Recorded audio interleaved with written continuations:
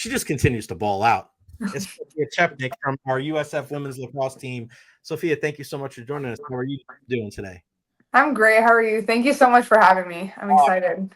I'm excited too. I was just saying a little while ago, being at that game the other night, it was unbelievable. The love and the support that you all got to be there on the sidelines, walking up and down, right as the clock ticks down to zero, to see how happy you ladies were. I've never seen that. I've been covering sports here for over a decade. I've covered every single team. You see my background. I am everywhere. Mhm. I've never seen a team, and I've been to Stanley Cup games, and maybe it's not to that, right? But after a regular season game, there was such joy. It wasn't just Mhm. like happiness, like, hey, we won. There was it was like an exhale of joy. Describe Yes. what that feeling was like. It's one thing to play in that game, but Sophia, Mhm. to win, to dominate, to get that victory, just can you Yes. put that into words for me?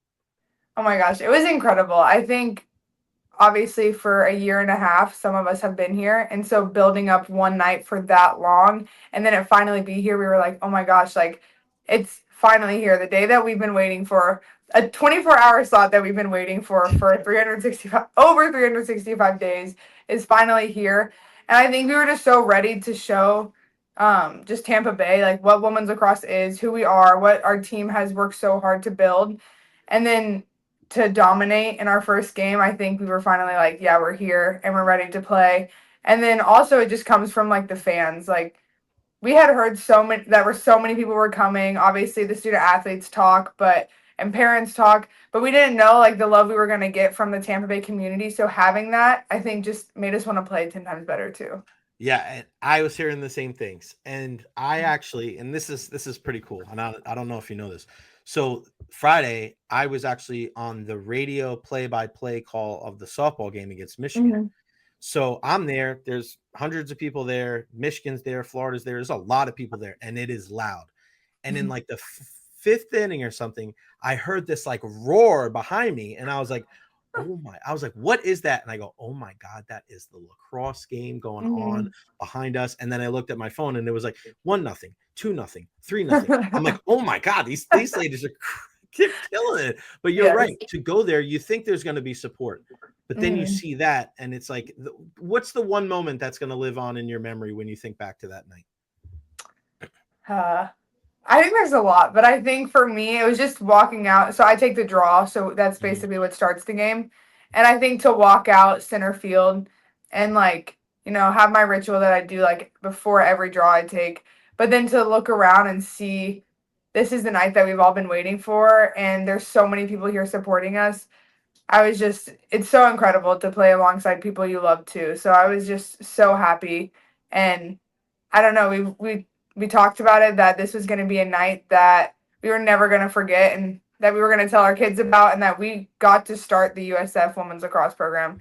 So I think it's just wow. There's not like one moment that I can pinpoint, but definitely walking out to take the starting draw was really cool. Sophia, just think about it like this. This program can go on for the next 200, 300, 500 years, but there'll only be one person to ever take that first draw, and it is you. So that is something to certainly wear as a badge of honor. Looking up, and I've done my research. I had Coach McCord on last week, and I just walked away going, they're going to be a good program just because of the way she speaks, and Yes. she's so positive and full of energy and optimism. I Mhm. just loved conversing with her. Um, Yes. and I asked the first question in the first post game press conference ever. So I'm pretty happy about that too. But why USF? Because you have, I mean, you had an incredible career. You've had an incredible career. I mean, you probably could have gone anywhere, but why USF? Well, there's four main reasons. The first being the coaches, and going into the transfer portal, obviously, kind of living out a year of college and knowing more of what I want. I knew that I wanted a coaching staff in an environment that was going to value me as a person over an athlete. And I think that can be really rare in today's like college athletics. And so the moment I stepped on campus, I've actually known the McCords since sixth grade. They were there the first time I picked up a stick, which is really funny because it's like full circle. But actually, the first day that I entered the transfer portal, they called me just to make sure that I was okay and that like just to check on my mental. And then coming here and visiting, I literally left in tears because I felt so valued and seen as a person. And that was like the big the main reason was them and just kind of how they made me feel.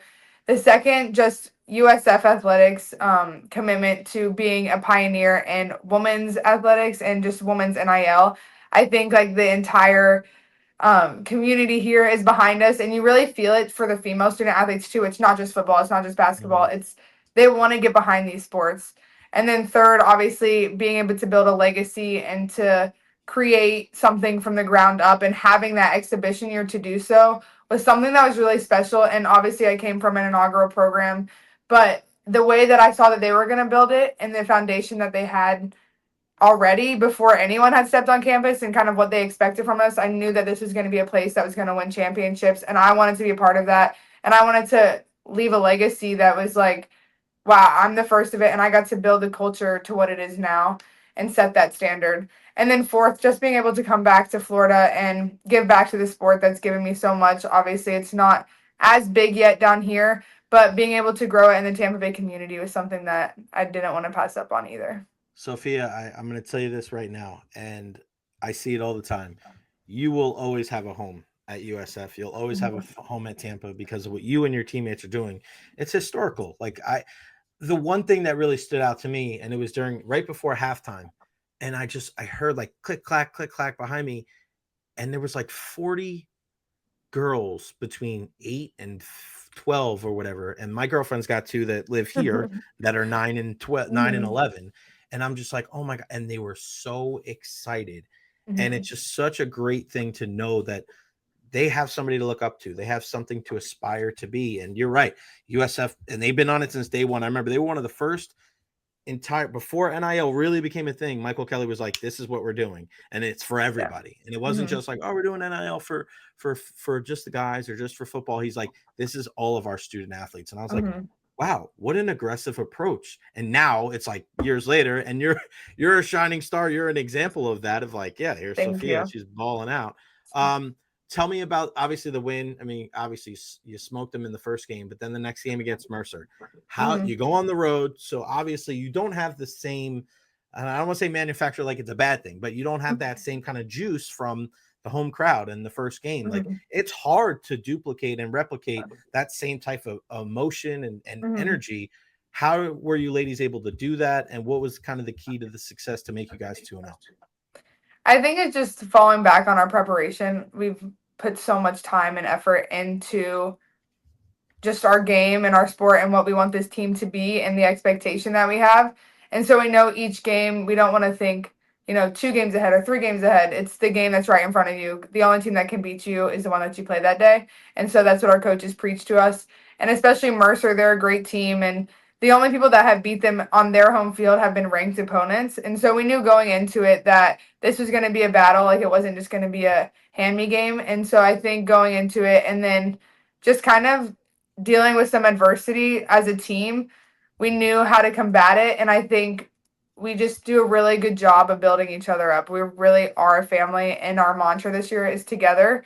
And so I think just like coming together, and obviously the coaches can say stuff to us and they say amazing things and they're our biggest supporters, but like you really have to find it from within, and like it has to start from the team. And so I'm just so proud of everyone. I think we did a great job handling some adversity and then kind of started to get the ball rolling. And momentum is so important. So Yeah. once we got our momentum going, the game just was secured. So It's so funny that you say that because when you're scoring all these goals, lacrosse is such an interesting sport. And I've really, ever since Coach McCord, I said, "Hey, give me like 3 things that I can tell people that don't know mhm, lacrosse."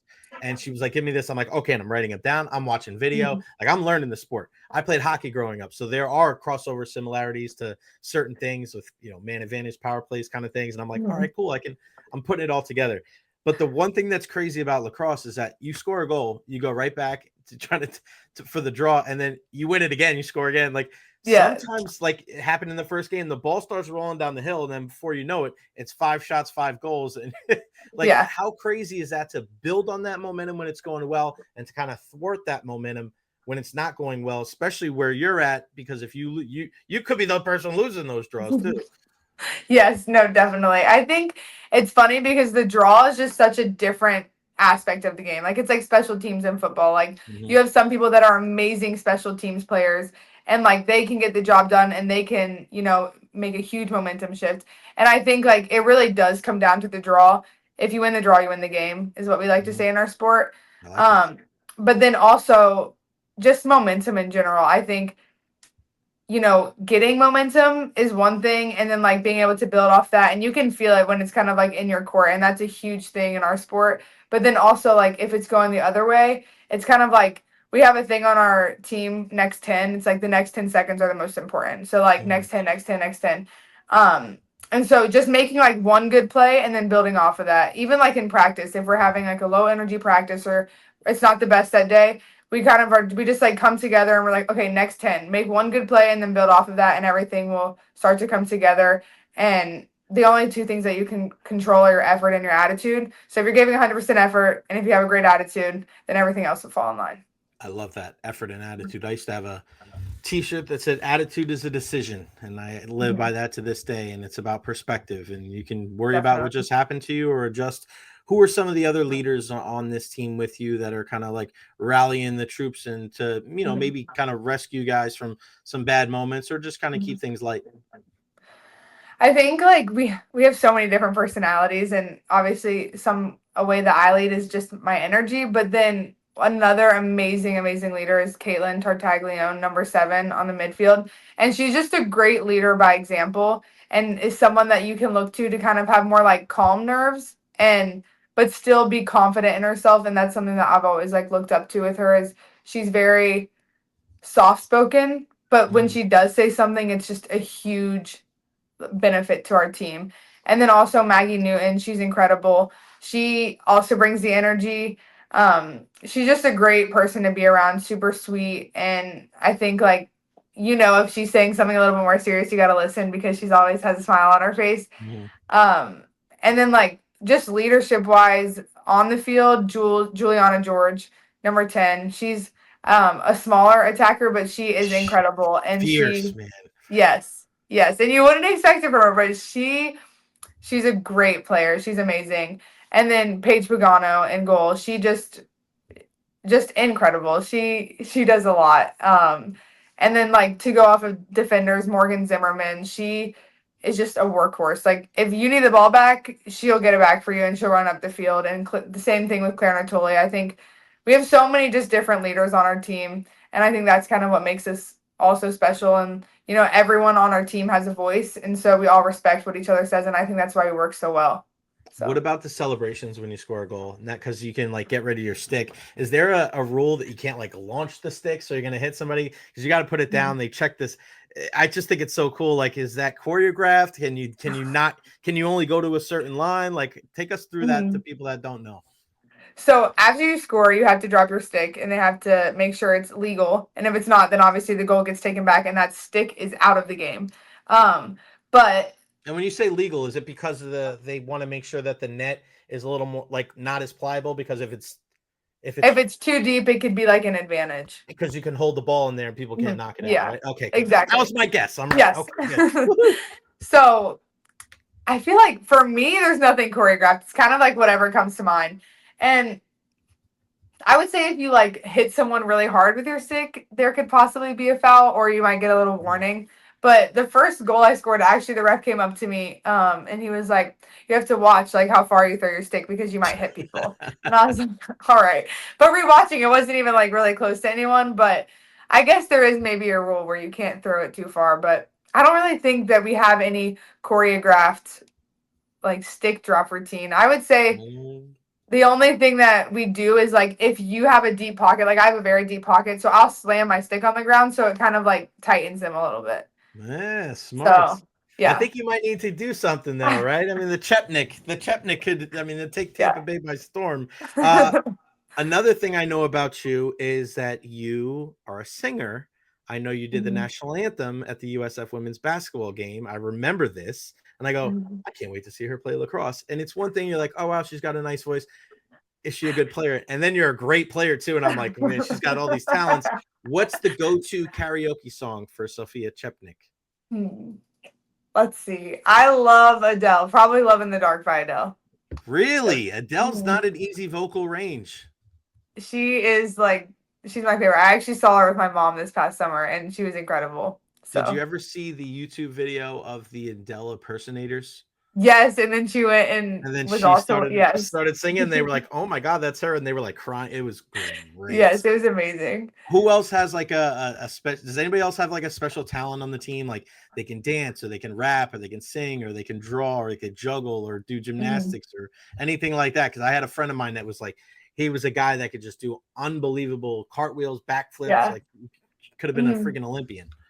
Well, Kerrigan Gilmore, she plays defense. She can dance and flip, and it's incredible. She like do a backflip in the middle of practice sometimes, and I'm like, that's insane. It's what. And then Michaela Ness can also play the guitar very very well. She pulled it out at our Halloween practice, and we were all like in shock by how well she played the guitar. So Did you do a duet? Did you sing? no, we didn't. She's on a different Olympic team. We have like 4 little teams within our team. They're called Okay. our Olympic teams, and she's on a different one, and it gets very, very competitive. So there's no crossing over. So what is that? Tell me what does that entail? So basically, we have points that you can Okay. get for different like activities, whether it's like who can clean the field the fastest, that's like 5 points, or like who we have like in the weight room, we'll have like strength days, like if you're like an Mhm. iron bull and things like that. Who's the strongest, who's the fastest, and then we'll just play like different mini games. So like mini sticks. Last Right. year we played basketball, we played volleyball, and you just basically build up points over the span of the year, and whoever has the most points at the end of the year wins. So my team won last year, and we're planning to win again Nice. this year. What did Yes, you win? Did you win a prize? we won a lunch with coach. So Nice. So yeah. she put this whole thing into Hmm. motion. Is this her idea? Yes, yes, it is her Oh idea. my She gosh. had it at her former school too, and then so like our my Olympic team name is Boss Bunch, so like that will be the Olympic team name for like the rest of the time that there's a team. Wow. What So went into Boss Bunch? well, we're very loud and obnoxious and annoying if you would have asked our team, but um we have a lot of fun and we're very competitive, so that's why everyone's like doesn't like us. We're like the hated team, but that's the best because we always have a chip on our shoulder. So Just tell them I'm not cocky, I'm confident. And when you tell me I'm the best, it's a compliment. There you go. That's one of my exactly. favorite lines of Mhm. all time. The great Sofia Chepenik, please go out and support our USF Mhm. women's lacrosse team. All the information, go usfbulls.com. They're back in action Friday night, tomorrow night. It's Yes. Faculty Yep. Appreciation Day. Hmm. You want to spend a nice Valentine's Day. You want to take your kids out there. This is where you want to go. They're facing Lehigh at Corbett Stadium. Again, go usfbulls.com. And then Tuesday, a big matchup against the Florida Gators. USF Alumni Appreciation Day, and USF Student Bucket Hat giveaway as well, which I know was a big hit last year. So some big games coming up for Sofia Chepenik and our USF women's lacrosse team. Hmm. This has been a lot of fun. Yes. Congratulations on all of your Thank you. success. And I'm just so happy that you're one of the leaders of this team. You're 2-0. Keep those winning ways going. Have a great Mhm. rest of your weekend. Good luck tomorrow night. And we'll talk to you again soon. Thank you so much for having me. You got it.